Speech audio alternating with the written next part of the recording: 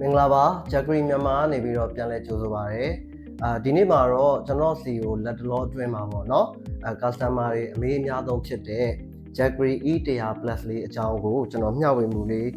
နည်းနည်းလေးလုပ်ချင်ပါတယ်ဆိုတော့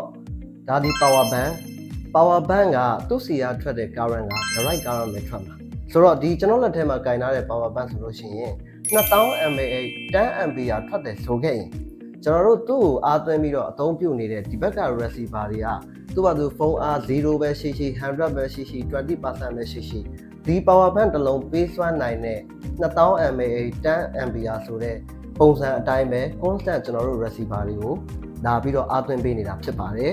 power station တွေကတော့ဒါမျိုးတော့မဟုတ်ဘူးဗျ power station တွေဆိုတာကကျွန်တော်တို့ရဲ့ Jaggery E100 Plus ထဲမှာကမ္ဘာအသေးဆုံး inverter cap ပါတယ်ဆိုတော့ကမ္ဘာအသေးဆုံး inverter cap ပါတဲ့အတွက်ကြောင့်မလို့ကျွန်တော်က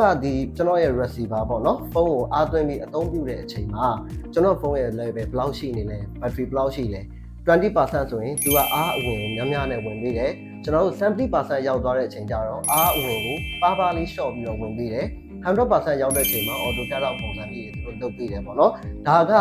ဘာကြောင့်လဲဆိုတော့ Jaggery Explorer Plus မှာ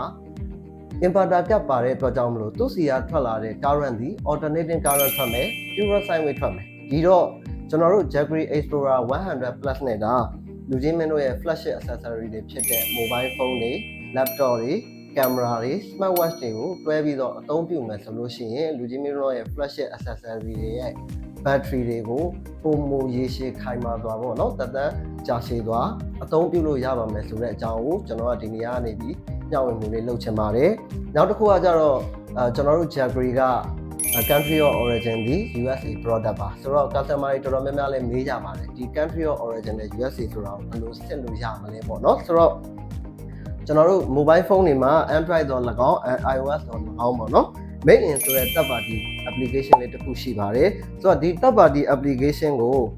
ကျွန်တော်တို့ဒါဖွင့်ကြည့်လိုက်တာနဲ့ပေါ့နော်သူ့အနေနဲ့